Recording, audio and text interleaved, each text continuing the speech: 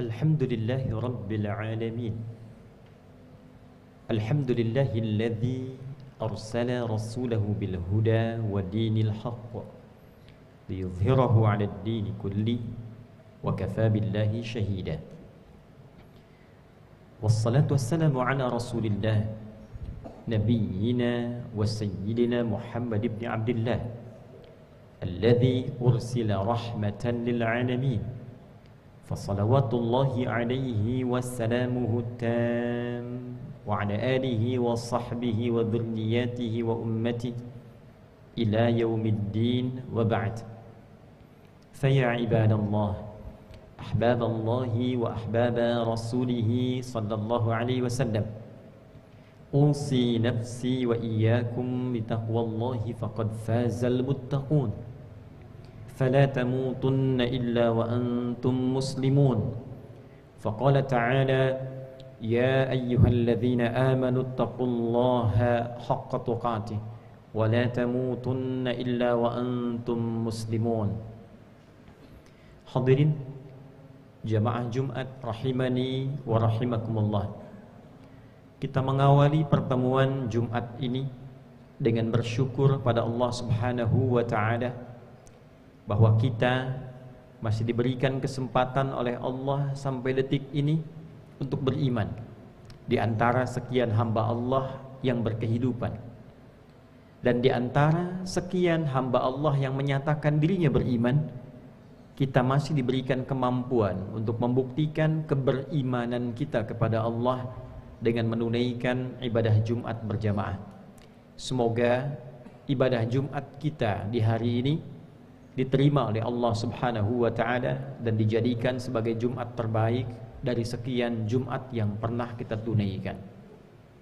Hadirin, Jumat ini menjadi Jumat spesial di antara sekian Jumat yang pernah kita lalui karena bertepatan bersamaan dengan bulan yang menurut salah satu catatan versi sejarah adalah bulan dilahirkannya Nabi Muhammad sallallahu alaihi wasallam.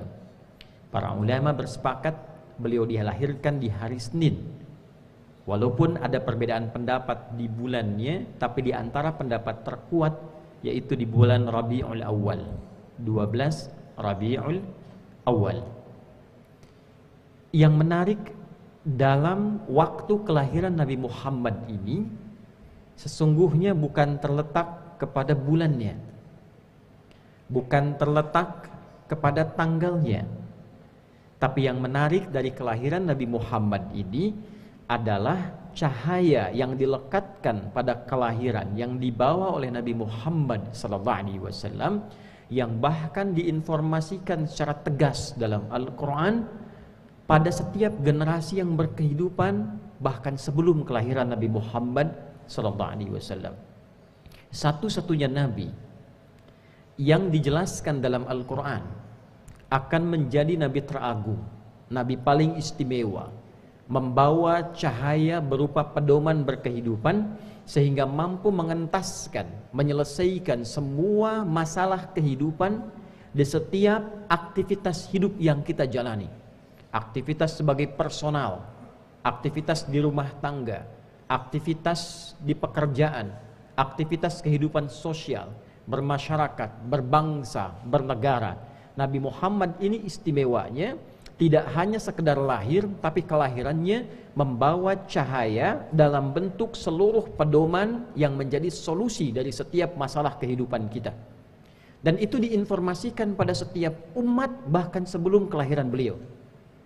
Bila kita lacak di Al-Quran surah ke-7 Al-A'raf, di ayat 109, di ayat 157 misalnya. Quran surah ke-7 Al-A'raf di ayat 157. Allah menegaskan di antara sifat Nabi Muhammad yang diviralkan di dua kitab utama sebelum kelahiran beliau. Dengan firman-Nya yang tegas, a'udzubillahi minasyaitonirrajim, bismillahirrahmanirrahim, alladzina yattabi'una ar-rasulan nabiyyal ummiyya alladzi yajidunahu maktuban 'indahum fit Taurati wal Injil.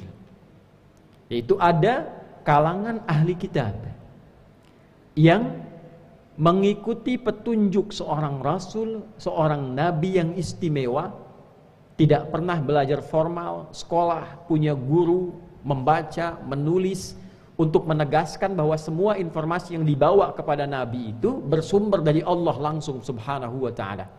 Jadi sifat ummi yang melekat pada nabi itu bukan kekurangan, tapi penegasan mukjizat kerasulan dan kenabian Nabi Muhammad sallallahu alaihi wasallam untuk menunjukkan bahwa seluruh informasi yang disampaikan itu bukan hasil pelajaran sekolah, bukan pendidikan guru, tapi langsung diajarkan, diwahyukan oleh Allah subhanahu wa ta'ala. Ini yang dimaksud kalimat Nabi, "Addabani Rabbi fa ahsana ta'dibi." Aku belajar adab pun langsung diajari oleh Allah subhanahu wa ta'ala, maka Allah menyempurnakan seluruh perilaku mulia yang melekat kepada beliau sallallahu alaihi wasallam. Itulah sebabnya kenapa beliau disebut dengan uswah hasanah. Quran surah ke-33 ayat 21. Laqad kana lakum fi Rasulillahi uswatun hasanah. Kembali ke Al-Quran surah ke-7 Al-A'raf di ayat 157. Alladzi yajidunahu maktuban 'indahum fit Taurati wal Injil. Keistimewaan, keutamaan, kemuliaan Rasul mulia ini, Nabi istimewa ini ternyata telah termaktub, tertuliskan, terinformasikan dengan sempurna, jelas ciri-cirinya, ciri fisiknya, ciri alam saat kelahirannya akan terjadi apa, rasi bintangnya bagaimana, sekitarannya seperti apa, dijelaskan sempurna fit Taurati wal Injil, baik dalam kitab Taurat yang diberikan kepada Nabi Musa alaihi salam, wal Injil atau Injil yang diwahyukan kepada Nabi Isa alaihi salam. Jadi bisa dibayangkan sejak era Nabi Musa alaihi salam, sebelum kelahiran Nabi Daud, sebelum kelahiran Nabi Sulaiman sampai ke Nabi Isa alaihi salam, keistimewaan yang melekat pada Nabi Muhammad itu jauh sebelum kelahirannya telah diinformasikan. Kelak akan lahir Nabi yang istimewa, Nabi yang agung, semua informasinya bersumber dari Allah, membawa cahaya yang harus diikuti. Ya'muruhum bil ma'ruf wa yanhahum 'anil munkar, akan menunjukkan semua jenis yang baik-baik yang harus kita ikuti dan kita praktekkan dalam kehidupan. Jadi kalau kita ikuti, kita akan jadi pribadi yang terbaik. Petunjuk menjadi anak yang baik, diikuti jadi yang terbaik. Petunjuk jadi suami yang baik, diikuti jadi suami teladan.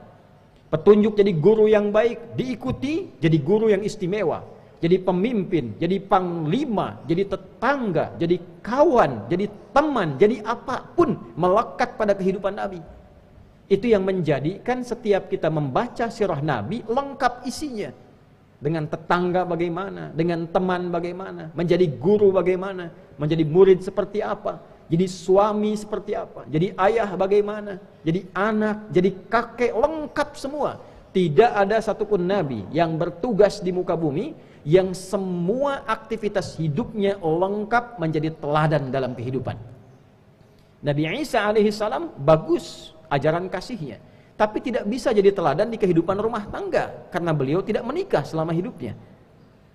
Tidak jadi pemimpin dalam panglima, dalam militer, dalam konteks berkehidupan sosial, tidak selengkap Nabi Muhammad SAW.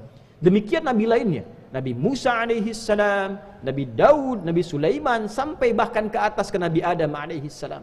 Nabi Muhammad mewakili seluruh jenis keteladanan di muka bumi. Ya'muruhum bil ma'ruf wa yanhahum 'anil munkar, dan mencegah kita dari perbuatan menyimpang. Ditunjukkan kepada kita, ini menyimpang tidak bagus dilakukan. Kalau dikerjakan resikonya akan begini. Maka Nabi melarang kita, jangan berdusta, jangan fitnah, jangan menjelekkan orang, jangan bikin hoax, jangan berselisih, jangan mengadu domba, jangan. Dijelaskan akibatnya. Kalau melakukan ini nanti akan celaka, nanti berubah karakternya, nanti ditinggalkan orang, nanti Allah nggak suka, nanti rezekinya nggak berkah. Diterangkan mana yang bagus untuk diikuti jadi ideal, dijelaskan mana yang tidak baik tinggalkan, kalau dilakukan akan celaka. Maka kerjakan, tinggalkan. Do it, leave it. Kalau kita mampu mengontrol itu, mengerjakan yang baik, meninggalkan yang buruk, maka kita akan menjadi manusia dengan tipikal paripurna. sempurna dalam tanda petik keutamaannya, akhlaknya bagus, karirnya baik, terpuji dalam kehidupan, mulia dalam perilaku, dan meninggalkan segala sifat yang menyimpang. Bukankah baik itu lawannya tidak baik? Jadi otomatis ketika meninggalkan yang tidak baik, pasti baik. Jadi ketika yang mungkar ditinggalkan, pasti jadi baik. Kapan baik itu jadi teladan? Ketika dikerjakan. Jujur itu lawannya dusta. Ketika dusta ditinggalkan, jujur akan muncul. Bagaimana mempraktekkan jujur? Ketika ada orang nyogok, kita tolak. Jam kerja kita tunaikan tepat dengan baik. Masuk jam 7, pulang jam 4, kerjakan dengan baik. Nah, itulah yang dimaksud ma'ruf yang dilakukan, mungkar yang ditinggalkan. Wa yuhillu lahumut thayyibat, dan menjelaskan kepada kita mana yang baik-baik yang bisa dikonsumsi. Makanan yang baik yang bagaimana? Yang menyehatkan yang seperti apa? Yang nggak boleh dimakan bagaimana? Dijelaskan hikmahnya. Kenapa diciptakan misalnya hewan-hewan yang haram? Dijelaskan fungsi rantai makanannya seperti apa? Menjaga ekosistem bagaimana? Ini hewan yang cuma dipandang saja untuk membuat kita nyaman beraktivitas. Yang ini boleh dimakan, yang ini jangan dimakan karena fungsinya bukan untuk dimakan. Allah ciptakan dengan hikmah yang berbeda. Ada yang berfungsi menunjukkan di sini misalnya ada banyak nyamuk bertebaran, maka cicak punya fungsi demikian. Di sini ada aliran yang tidak bagus, bakteri banyak, muncul banyak tumbuhan misalnya yang menerangkan kepada kita ini fungsinya demikian, fungsinya demikian. Allah ciptakan nyamuk, diberikan penjelasan ini fungsi nyamuk seperti ini. Maka dijelaskan oleh Nabi SAW secara terperinci, yang dikonsumsi begini, yang dilarang dimakan begini, hikmah penciptaannya seperti ini, wa yuhillu lahumut thayyibat. Dijelaskan yang baik-baik, cara mencari pekerjaan yang benar bagaimana, menggunakan pakaian yang baik bagaimana, sampai cara makan diajarkan cara makan yang baik bagaimana, sampai cara tidur diajarkan, cara masuk toilet diajarkan, cara keluar toilet diajarkan. Di mana ada tuntunan yang detil dari bangun tidur sampai tidur lagi, memberikan petunjuk kepada kita kalau itu karya manusia mustahil. Ini menunjukkan kebenaran risalah Islam, sumbernya dari Allah. Oleh karena itu Nabi ditetapkan tidak pernah belajar formal, nggak pernah masuk sekolah, tidak ada guru, untuk menunjukkan bahwa semua ajaran yang dibawa Nabi Muhammad SAW bukan rekayasa beliau, melainkan petunjuk cahaya yang diberikan oleh Allah Subhanahu wa taala. Wa yuharrimu 'alaihimul khaba'ith, dan menunjukkan kepada kita mana yang buruk-buruk yang terlarang. Ini makanan yang bagus, ini yang nggak boleh dikonsumsi. Akibatnya jelek, dampaknya tidak baik karena diciptakan bukan untuk dimakan. Ini perilaku yang menyimpang. Ini tempat yang kotor yang jangan dikunjungi. Ini tempat bagus yang diikuti. Yang baik dapatkan, yang buruk tinggalkan.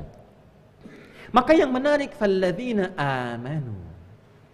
Maka tipikal orang yang yakin dengan kedatangan beliau itu, dengan kelahiran beliau itu. Ini ayat terkait tentang maulid yang jarang dibahas.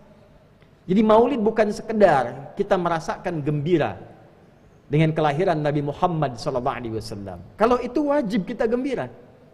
Karena orang dulu pun yang tidak semasa dengan Nabi Muhammad diminta oleh Allah gembira. Nabi Isa itu beliau bertugas 600 tahun sebelum kelahiran Nabi Muhammad. Merasa gembira akan kedatangan Nabi Muhammad sampai memberikan kabar gembira kepada umatnya. Silahkan dicek di Quran surah ke-61 di ayat yang ke-6. Wa mubasysyiran birasuli ya'ti min ba'di ismuhu Ahmad. Dan beliau merasa gembira dan membagi kegembiraan itu kepada umatnya dengan mengatakan akan datang Rasul hebat setelahku, Rasul istimewa nanti setelah aku ini, sepeninggalku. Di antara sifat mulianya punya sifat Ahmad. Karena semua yang melekat pada nama Nabi Muhammad semuanya sifat Ahmad, Muhammad, Al-Mahi, Al-Hashir, Al-Kafi, semua sifat mulia untuk menunjukkan Nabi ini istimewa. Si fulan namanya Asep misalnya, punya sifat jujur, sabar, rendah hati. Ya, bukankah semua sifat menunjukkan bahwa orang itu istimewa? Nabi lain namanya Zat, Nabi Muhammad semua melekat kepada beliau sifat. Maka orang-orang yang yakin, orang-orang yang gembira dengan kelahiran beliau itu, beriman kepada beliau bahkan sebelum kedatangannya, maka disifati oleh Allah Subhanahu wa taala, wa azzaruhu wa nasaruhu. Membersamai perjuangan Nabi, membersamai memperjuangkan dakwahnya Nabi, mengoptimalkan pesan-pesan Nabi. Nabi meminta senyum sampai ke kita, kita semarakkan gerakan senyum untuk mengikuti teladan Nabi. Nabi lemah lembut, kita ikuti. Nabi jujur, kita ikuti. Nabi semangat, kita ikuti. Nabi memberikan semua jenis teladan, kita ikuti. Wa nasaruhu, itu yang dimaksud menolong ajarannya.